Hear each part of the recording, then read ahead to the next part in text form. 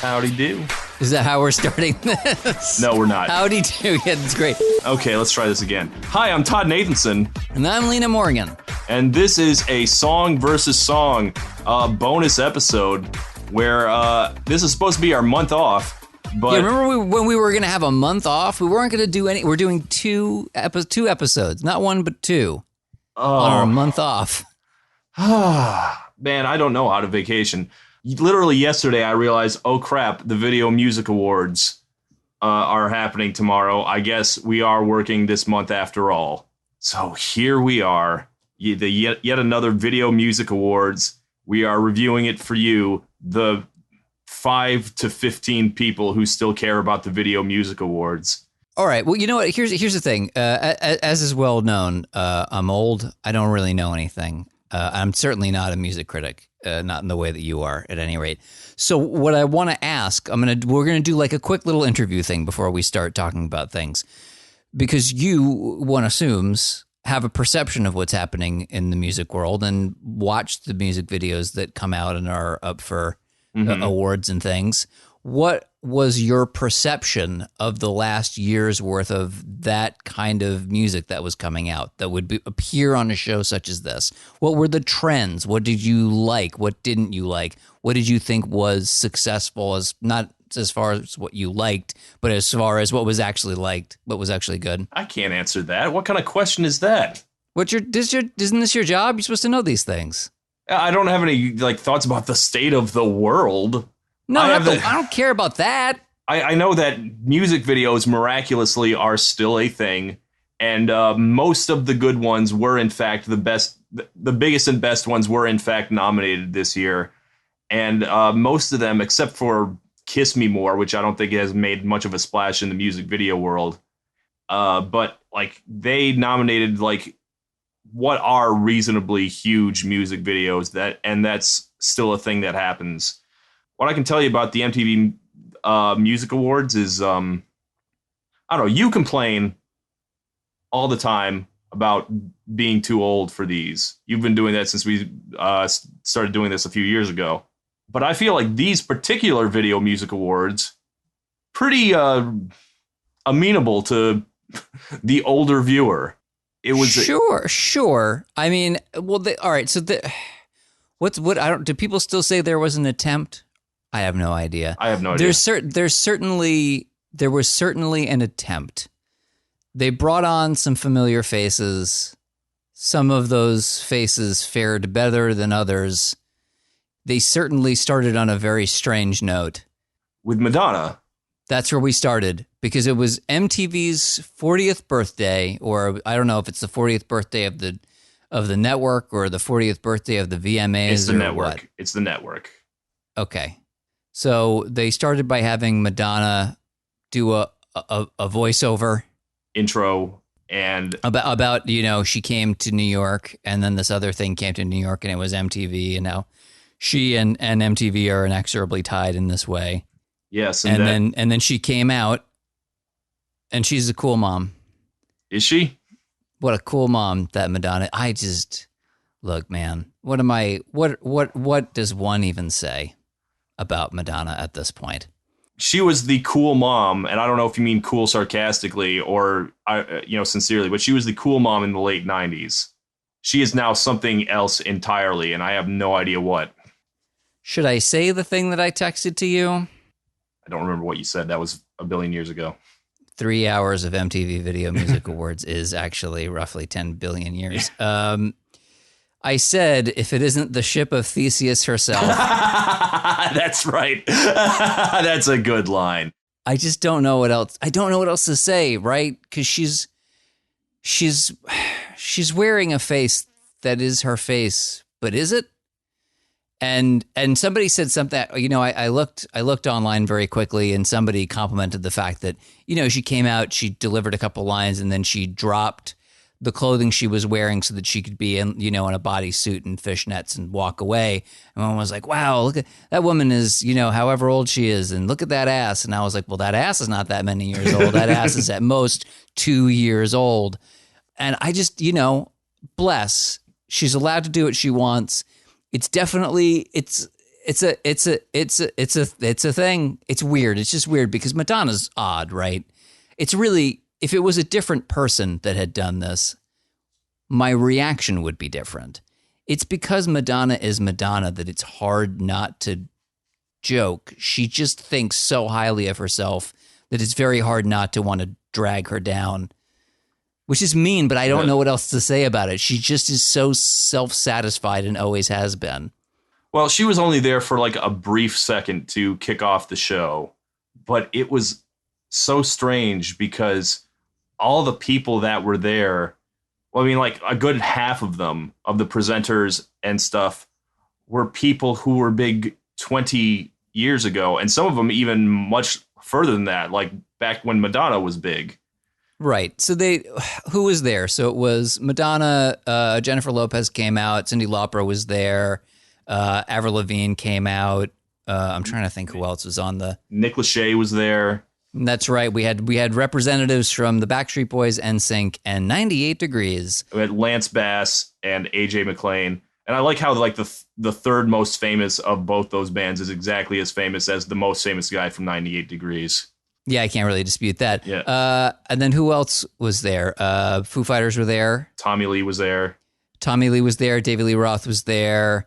And then, as far as I'm concerned, the greatest performer of the night was there, that being Busta Rhymes. Okay, this was so strange because he gave a blowout fucking performance of his greatest hits. And we were already joking about how this was a particularly Gen X level lineup they had. And then out of nowhere, Busta Rhymes doing a full greatest hits, including his legendary verse from Scenario from 1990. I mean, incredible, because truly, this is the thing, right? I don't want to, the oldest thing you can say is that you see an older person come out and do something, and then you just say, there's nobody else. None of these kids can do what this guy can do. But I mean, truly, name me anybody before or after Busta that can do it. I mean, it's not. If he came out today, it would still be a sensation, and what was really weird was the only other person that was trying to do this rapid fire stuff on the night that I can recall is Machine Gun Kelly. And that's the end of the night. We'll get back to that. Okay, well, it was basically, as has been the case for quite a bit, a very, very, very long array of performances with almost zero awards. So I think we all agree that Busta was one of the highlights of the night. For sure. I mean, so I think that if you were going to calculate, it was him, and you had right away said what I had thought also, which is that Lil Nas X, prior to that, was, I think, the number one performance of the night. Yeah, Lil Nas X, absolutely. I've been kind of back and forth on that song, Industry Baby. I was like, is this good? Is this good? I'm not sure. And it has the word industry at the front of it, so I feel that you are predisposed not to like it. And then I think this performance sold me on the song, except for Busta. I think it was the performance of the night. It felt like the most spontaneous of the night. Like when he dropped the mic for a second so he could strip off his clothes. It felt very impromptu. I mean, it couldn't have been, but it felt looser than the rest of the night. Yeah, I mean, nothing really. I mean, there are rare moments at the VMAs at this point. There were a couple. There were a few that happened that I think you can tell. I think Cyndi Lauper went off book for a second for just to preach to the choir, and there's really nothing to say about that other than, yes, sure, Cyndi Lauper, I agree with you. Equal pay, about, sure. About body autonomy. I mean, either you agree with that or you don't. I don't really know what else to say. And Machine Gun Kelly definitely went off book when he thanked the director of his music video, who he then admitted he hadn't spoken to with since he'd gotten a fight with the director on the set of the music video, and then closed by saying, "We won, man." That was definitely not scripted. I can tell you who definitely also did not script their speech. That was one Justin Bieber. Oh boy. So before we talk about that, when at the top I was asking you all these questions, these leading what's happening in the music industry questions, the subtext of that was, how is it that Justin Bieber won so many things tonight? I don't, again, completely out of touch, but it had been my understanding that the Bieber moment was over. Okay. Did he have a great year? You would know better than I. Okay. In 2020, he released what is a pretty terrible fucking album with a pretty terrible lead single. And I thought, I was like, is he done? Is this it? And he quickly scrambled out a course-correcting another album, and it's been doing pretty well. He's been flooding the zone with, radio singles, stuff that is more radio-friendly than the stuff from the previous album, and he's been doing all right. He has swam back upstream, let's say. He's doing all right, but I don't think anyone would say he is at his peak right now. But he won a lot. He won quite a bit tonight at the VMAs. Now, I told you what my theory was, which is that I watched the Billie Eilish special, the Apple Plus one, not the Disney Plus one. Mm-hmm. And in that, there was a conceit that Billie Eilish is a huge Justin Bieber fan, and there is a not insignificant amount of time spent between her and him having conversations about what it means to be famous and how to be humble and how to deal with this lifestyle and all that sort of stuff. And I do think that being attached to somebody as respected, who seems as sincere as Billie Eilish does, has been a sort of rehabilitation for him in the public zeitgeist. It certainly hasn't hurt Billie's support. I think mostly what it is Scooter Braun, actually, who is just making sure that he stays on his game, and he's just very good at what he does as a manager. And he performed at the beginning of the night. He is also he did. It was him and Kid Laroi. Yeah, the new Kid Laroi. And Bieber has been, like, when I say Braun has been helping him, Braun has been putting Bieber on a lot of tracks with the hot up and comers, with like Gibeon and Daniel Caesar and Kid Laroi, and it certainly helped. He has been like that song he performed at the beginning stays like the number one song right now. It's going to be sticking around for a while, and it's actually pretty good. I guess like that is like the officially course correction. Yeah, Bieber's back at the top of his game. I wouldn't really call it like any of these songs great, but he is doing pretty well right now, especially compared to last year. So yeah, I can see why he would get Artist of the Year, but that didn't sit right to me. Like who else was up for that Artist of the Year? Artist of the Year was Justin Bieber, Ariana Grande, Doja Cat, Megan Thee Stallion, Olivia Rodrigo, and Taylor Swift. Okay, well, of those, it's clearly Olivia Rodrigo's year. It is her year. Like, I don't see there's any case that... Well, she won Song of the Year and Best New Artist and Push Performance of the Year. I don't know what that... No. And maybe one other thing. I think the first award they gave out was to her. Yeah, that's... And I said I thought that would kind of set the tone of the night. Yeah. Well, she won Song of the Year for Driver's License. So sad it is. I wouldn't say this was a sad night. No, it wasn't. It wasn't. It's the MTV Awards have been very strange with who they bring on. Usually it's either A, up and comers, B, people on their way down, but never really anyone at their peak.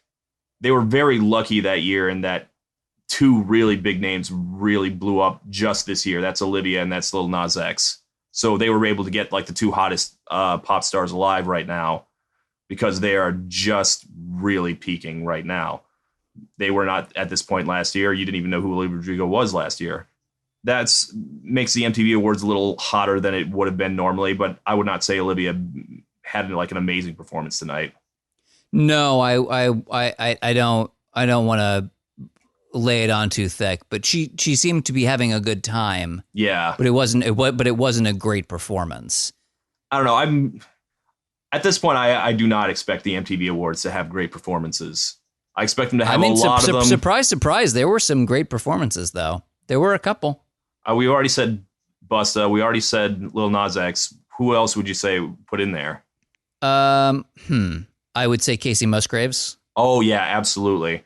I'm very surprised to see Casey Musgraves on MTV because she's not really an MTV artist, but not typically. I don't know anything about Star-Crossed as a song. Has that been a crossover hit? I mean, the album, she certainly has a fair amount of those. The album just dropped a week ago. Good song. You could see where it could be a crossover hit. Yeah, it's Casey Musgraves doesn't really.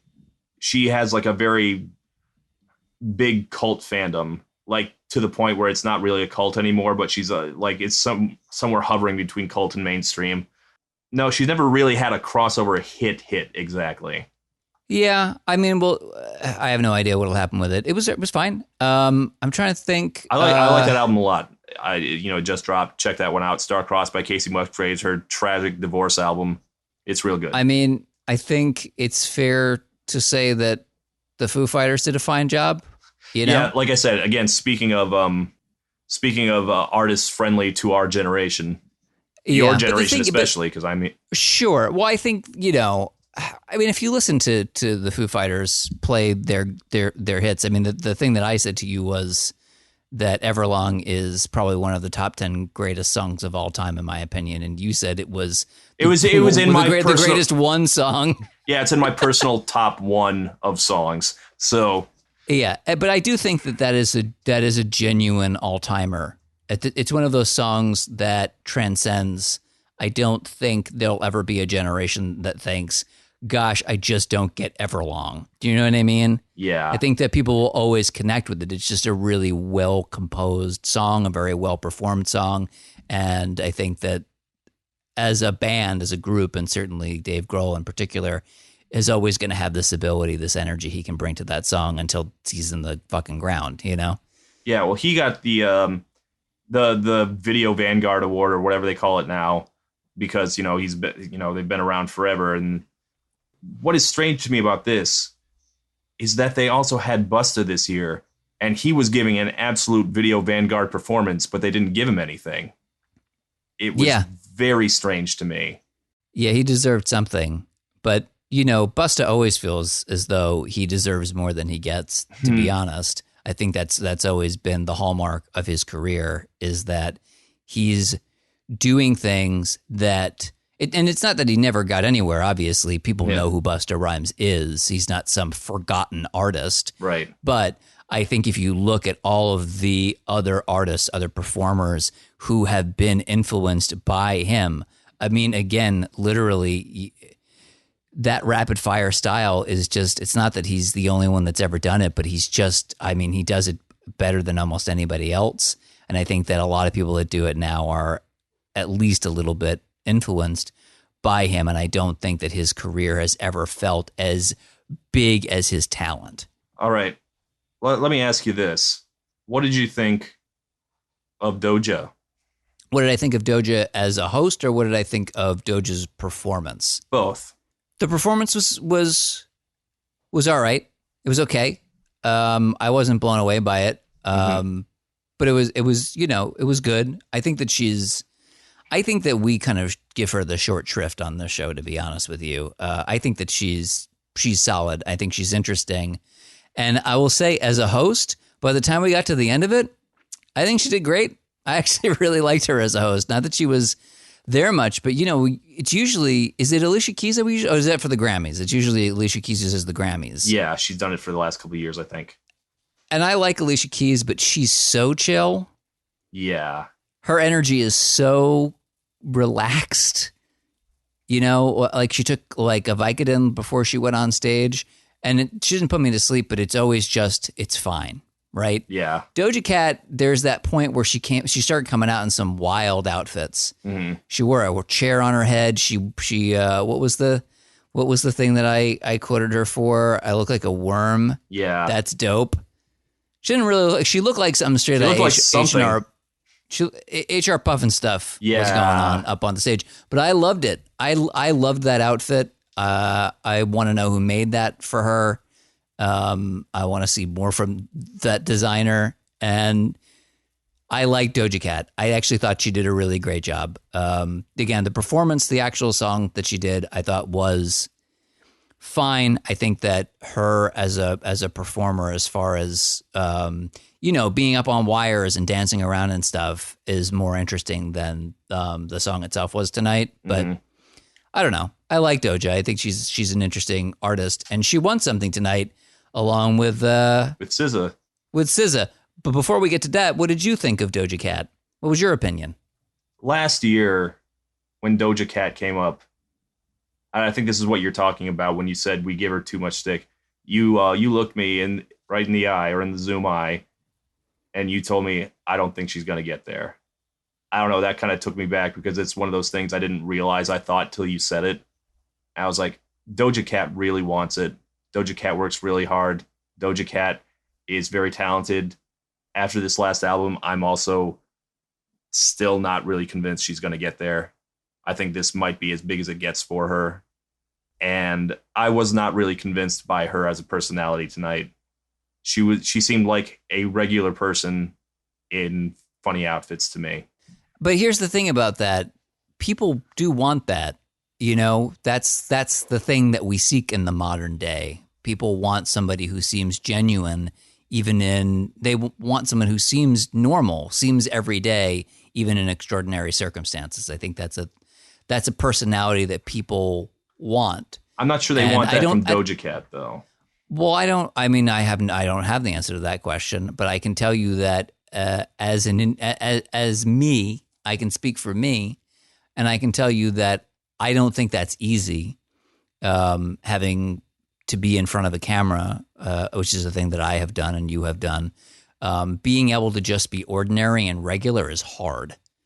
Especially, you're in silhouette when you do it, and it's still not easy.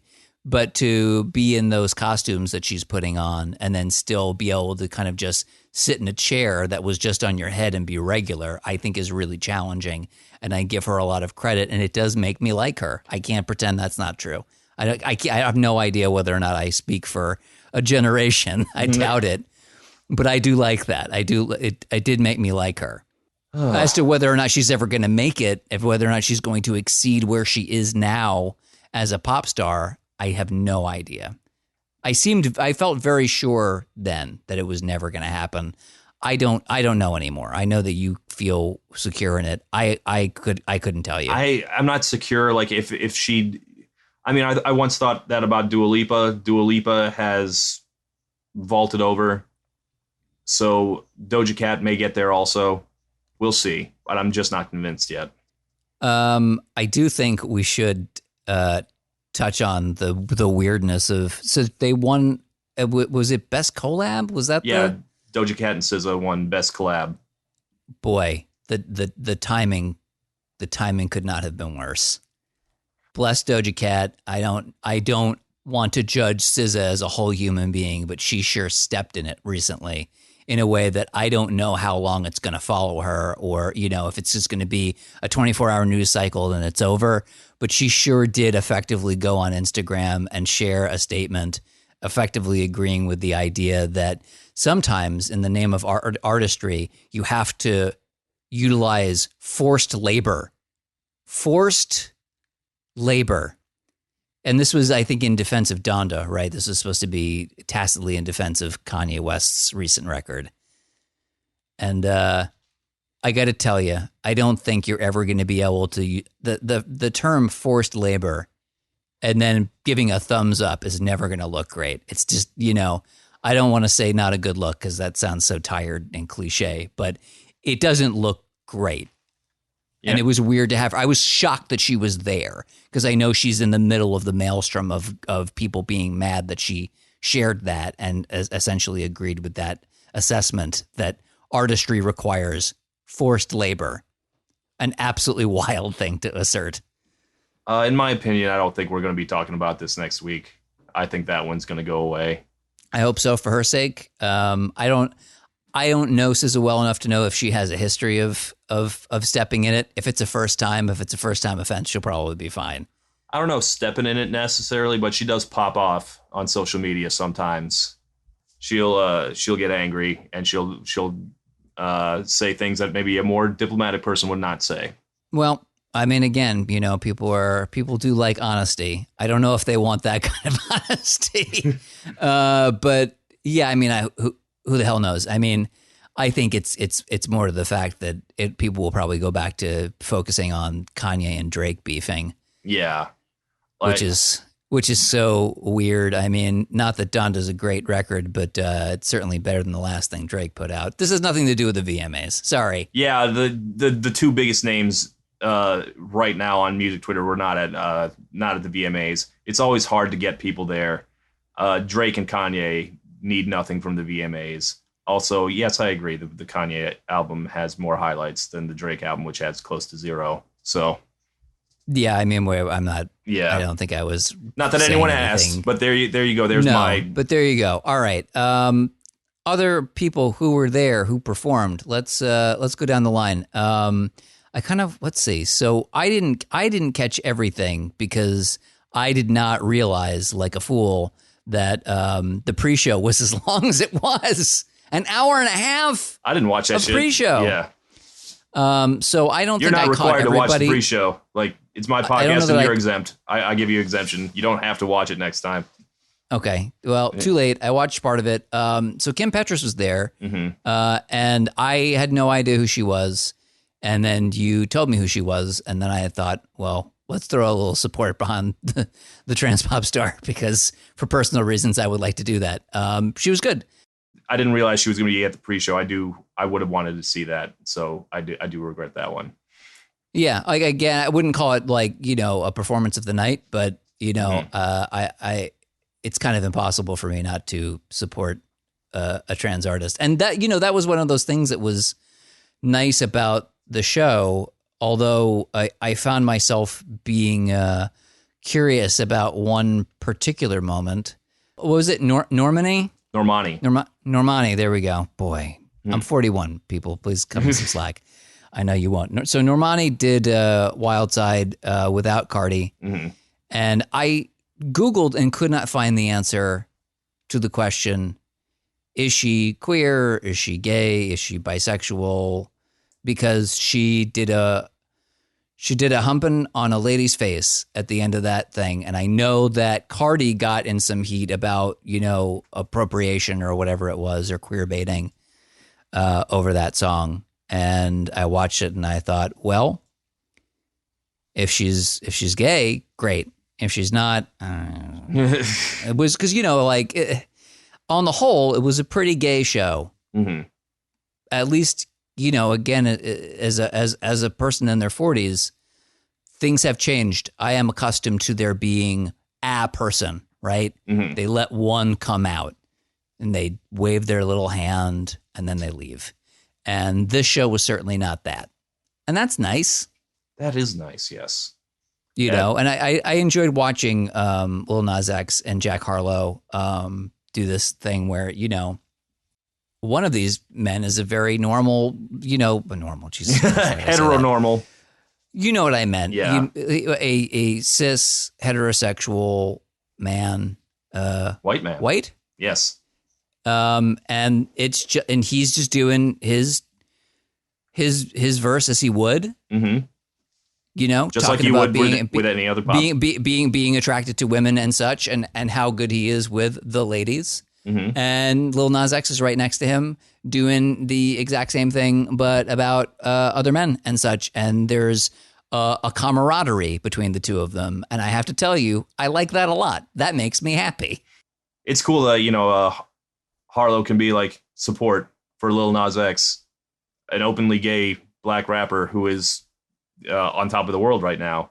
And I was, I'm not huge on that Montero song. And I only like the back half of the video where he descends into hell. I'm not big on the first part of it. I mean, look, you can't argue with Lil Nas X. You can't argue with results. Yeah, that is a man with a lot of skill, and he's extremely intelligent. He has a kind of savvy that I think very few people do, and seeing him be successful is great. And again, like, I don't want to take anything away from Jack Harlow, but what is he losing by by allying himself with Lil Nas X, arguably like maybe the biggest star of the moment. Mm-hmm. I'm sure there will be homophobes that will be annoyed at him or whatever, but what he gains is far larger. I'm sure he's, not hurting by this at all, but there are quite a few artists who would not have done what he did. Sure, and fuck them. Yes. I'm not trying to take it all away from Jack Harlow. I'm aware that he gains a lot more than he loses by doing this. It is a savvy decision as much as I believe it is. I think it's genuine. Like I don't think he did it because he saw dollar signs. I think he felt good doing it too. But I'm sure he did make a lot of money by doing that. This is not Jack Harlow's night. It's Lil Nas X, and I was happy to see him win because he seemed happy to win. Like, this is not a jaded industry lifer. Not yet, at least. He is still super hyped that he got a fucking Moon Man from MTV. And Billy Porter introduced him when he performed. That was cool. Oh, man, I just watched the Camila Cabello Cinderella, and that took some of Billy Porter's cool away, I'm not going to lie. Just one of the many reasons why I won't be watching that version of Cinderella. Once again, if you're going to make a Cinderella story, hire a trans performer to play Cinderella. It's an instant win. Who has money and is listening to this podcast? I don't even need credit. Just please do it. Don't be a fool. It's money in the bank, and also you're doing a nice thing for the world. It's not that hard. Anyway. I have no interest in watching that Camila Cabello Cinderella thing, and I'll tell you what else I didn't have any interest in watching her perform tonight because it's not that she's bad, it's just that it's so banal. There's nothing about what she does that makes me go, man, or Shawn Mendes, the both of them. Maybe they should break up. Maybe they'll be more interesting apart. I don't know what it is, but I don't look at them and go, man, these two are really trying. They're really breaking out and doing something interesting. There's really some capital A art happening here. I just don't see it. Well, they are both trending downward, so it seems like the world is more in line with you. They peaked in 2018 and they've been trending downward ever since. That's right. Listen to me, children. I know absolutely nothing. What did you think of Chloe sans Halle? Chloe with and without Halle have been on the verge of blowing up for what seems like 4 years now. I liked a couple of the songs I've heard from them, but I don't know, something about Chloe just does not really catch my interest. Like, that's going to get me destroyed by some people who are convinced that Chloe and Halle are just like the greatest thing, and they do not get at all why they haven't blown up yet. Quite honestly, the same for Normani, too. Normani has also been on the verge of blowing up for quite a bit now. I haven't really seen enough. I mean, they even said that this was the first time that she had done this on her own. Mm-hmm. So, man, what is Halle doing? What she's getting left behind. Is she? I don't know. Isn't she? Wait, hold on. Isn't she the Little Mermaid? No, I think that's also Chloe. Wait. Let me double check that. No, you're right. Halle is Little Mermaid, and I guess Chloe is going solo. So there's the answer to your mystery of what's going on. I think one of them is pursuing more acting, and the other is going to stick with the music, and I think that makes perfect sense. I just whether or not it's whether Chloe's career will blow up, I don't think it would off of this performance, but it does. But that doesn't really mean anything. It just means that this didn't really blow my mind. And when she talked about whatever it was about how fat that ass is, booty again, that big. That's the name of it. Booty so big. Here's what I know. Again, it's been a long pandemic. Spent a lot of time on Instagram. That booty is not that big. Not in Instagram terms, it's not. But yeah, look, that's a very silly conceit and irrelevant. I just don't think that this one performance is not going to be the thing that's going to shoot her off in a trajectory of instant solo fame, let's say. But who the hell knows what'll happen next? Certainly not me. All right. Let's see who else was on the list. Who else was here? 21 Pilots did their Saturday song. Oh, that was another time that people went off. That was an off-script moment because that Oh, yeah, guy was that's like, right. "My wife's pregnant." What a man! Imagine you're the pregnant one in this situation, and you're like, "What? I haven't told my mother yet." Yeah, I hope the rest of the family knew. That's strange to me. I don't know. I'm not pregnant. I've never had a kid, so I don't know how you're supposed to act when you're expecting. I'm kind of surprised to find out that this is not his first kid. I don't know. That seems like a first timer thing that he's doing up there. It was all he said was something about, it's been it's been a long pandemic and he didn't want to make so many phone calls or whatever it was. So he decided it was a pretty thin excuse. It was a strange thing to do. Perhaps he asked his partner, spouse, whatever, whether or not that was okay. And they said yes. I have no idea. If it was me, I would not have been a fan. I'll say that. That was weird. Yeah, that performance wasn't, I don't know. I don't know if I would say there was anything that was bad. Was there anything that you listened to and you thought that performance was bad? Yes. Really? What was it? The final one. Oh, well, that's okay. Let's talk about Machine Gun Kelly for a moment, shall we? Because as we were watching, you texted me to tell me about something that had happened backstage. Yeah, apparently MGK's people got in a fight or had some kind of altercation with Conor McGregor, the guy who fights for a living. I forget why he was there. He presented something. Yeah, it was very strange when he came out. Yeah, he was like waving his cane. Apparently, what a weird, it was a very strange thing that happened. And I don't know, on one hand, Conor McGregor's an asshole. He's a messy guy. Well, we're all assholes here, aren't we? Yeah. I don't know. This is not the first time I've heard of him getting in altercations for no reason, I'm pretty sure.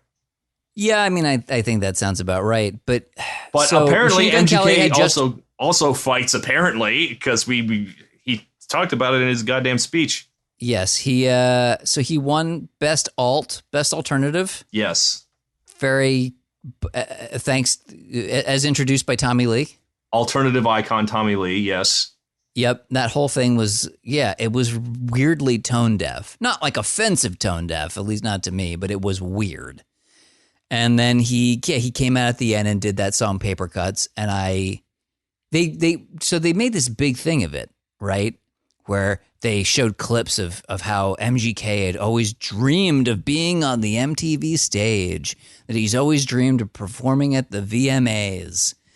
And here's his chance. And he comes out and he does this song. And let me tell you what I think. I think that at the very end, there's an announcer that said, Doritos congratulates Machine Gun Kelly for his performance at the VMAs. And that's exactly what that performance deserved. The end. Yeah, it's was a big congrats from Doritos. I'm real big on MGK's rock turn these past couple of years. I'm hugely in support. I did not like that performance. I did not like that song.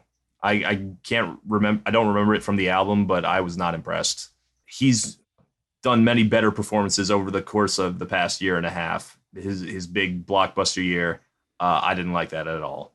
I did hate that, but I don't. But again, it's one of those things where I think, is it just me?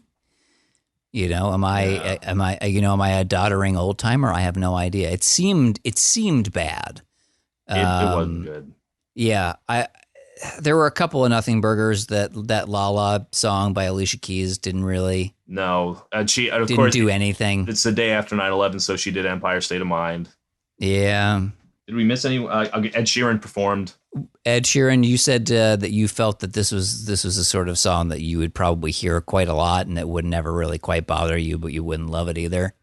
I don't know. I was by the end of it, I was like, actually, maybe there's something here. I'd have to hear it a bunch of more times, and I will. I absolutely will. So we'll see how my feelings evolve on that one. I'm kind of glad he did not perform his big hit this year, Bad Habits. Not that yes, that's terrible. You hate that song. No, I hate that video. I hate the video. The song is I don't think much of that. I mean, yes, I suppose the video takes it over the top. I don't like that song particularly at all, but the video is horrendous. No, it is garbage. It is, I think, like the worst big video since Bad Blood. Since Taylor Swift's Bad Blood, it's just fucking awful. Or I guess. Oh no, you called it his "Look What You Made Me Do," and that also fits. Yes, look what we made Ed Sheeran do.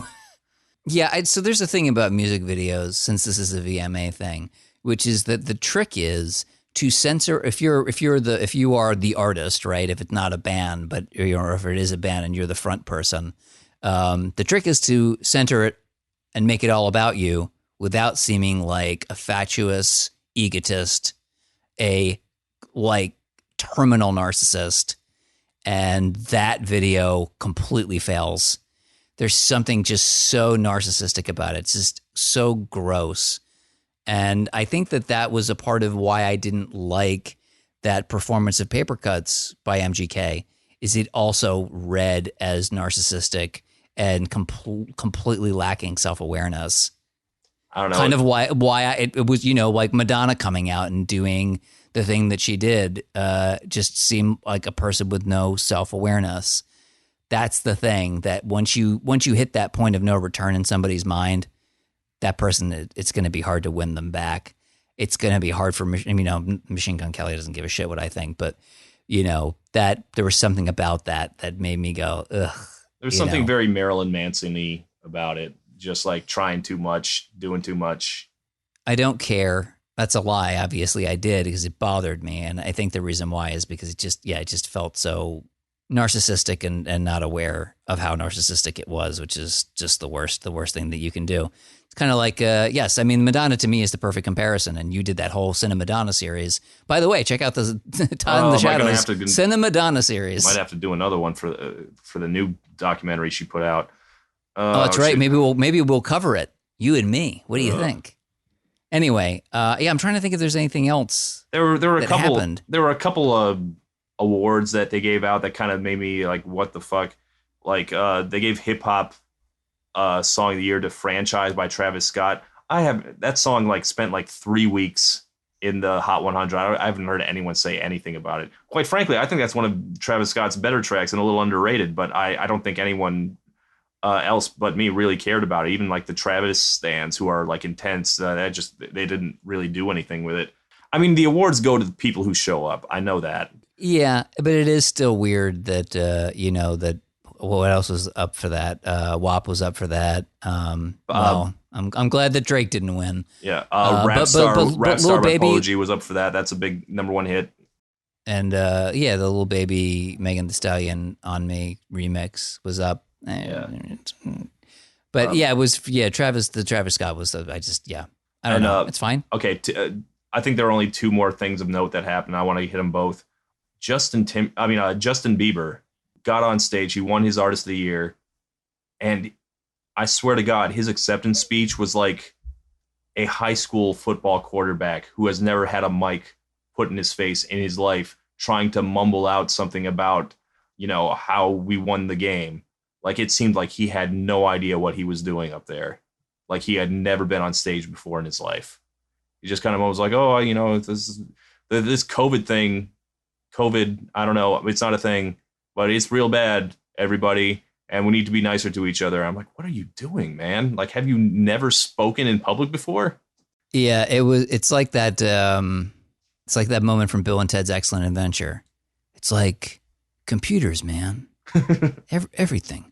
St. Demas High School football rules. That's it. That's what it made me think of. But yes, the speech was basically everybody got COVID and shit. Yeah. But like the music, man, San Dimas High School football rules. That's it. Like it was very strange. The other one I wanted to mention was, do you remember when they brought out Nick Lachey and AJ from the Backstreet Boys and Lance from NSYNC? Do you remember what they were presenting? It was the best K-pop. Yes. The best K-pop. Okay. BTS is now officially one of the biggest acts in the country. That is true. But K-pop itself is still a niche genre. Most of the people even watching have not heard of at least 4 of like the 6 people that were nominated. That was so weird. It was an excuse to give BTS an award, and BTS were not even there. Yep. And I already knew that they weren't there. Let me tell you something. I didn't want them to win because I wanted to see the look on your face if Blackpink and Selena Gomez had won for Ice Cream. one of your favorite at least songs that of one, the year. Yeah, it was. But like, if they had handed it to like G Idol or 17 or like a bunch of other bands no one's ever heard of unless you are like a serious stan. Like usually when there's an excuse like that, it's for someone who will be there at the awards. Like this is how powerful BTS is. They will give awards to them just so they can say their name. That is the power BTS wields right now. They are just, MTV is just like begging for that BTS dollar, that BTS viewership number. It was such a desperate move. I was just like blown away. They made up an award. BTS to does give not them. need them. Yeah. BTS does not need you, MTV. They needed them last year or the year before. We're Not done anymore. with that. We are done with that. Bye, MTV, you relic of the 80s. Yes. BTS killed the MTV star. I saw this on Twitter.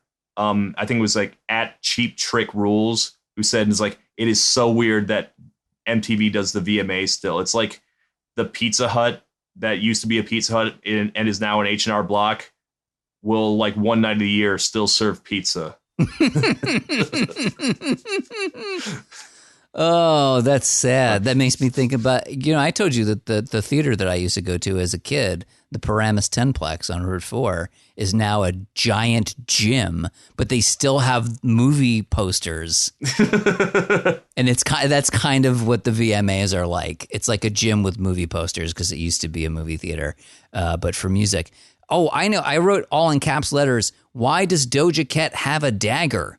Did she have a dagger? I didn't notice her having a dagger. She did. Right at the tail end, I noticed it. When it was along with the outfit that had the chair hat, she had a dagger. Doja Cat, if you're a fan of our podcast, and I assume that you are, why did you have a dagger? Were you going to do some kind of blood sacrifice later? I couldn't. Part of me thought it was like a blood like a sacrificial dagger. Part of me thought like a thief from the oldie times, or from like a first person shooter type of game thief. That's what it looked like to me. And then what else? I had one other thing. Oh, Olivia Rodrigo did say that one thing, which bless her. When she won that first award, she wrote that this is the most magical year of my life. And I said, are you sure that this is the thing that you want to say? I'm glad that you had a good one. I don't know that you should ever refer to 2021 as the most magical year of anything.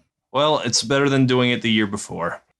What a technicality. Anyway, all right. Did you have anything else? No, I think that's it. That's as much as anyone is going to talk about the MTV Video Music Awards in 2021.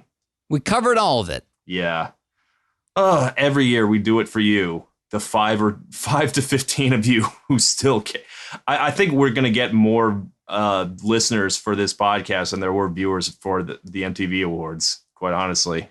Entirely possible. Who can say? Please feel free to share this around if you want other people to know about the VMAs and us. All right. Thank you so much. Thank you. We came out of vacation to do this for you. Go to our Patreon and give $1 for bonus episodes. We'll still have a bonus episode this month. In fact, it's the one other episode we're doing, and it only costs you $1, and it makes us feel good every time we get an extra $1. We smile, and we're so happy, and then we say, "This is the most magical year of our lives." And it's always true. And I tell you what, if you give enough money, I'll buy myself a Madonna great ass. I'll do it. I've been meaning to. I saw that ass and I said, I'd like to buy an ass for me. So give us $1 and I'll buy myself a dollar's worth of ass. Thank you for listening. I already have $1 worth of ass. God damn it. All right. Bye-bye.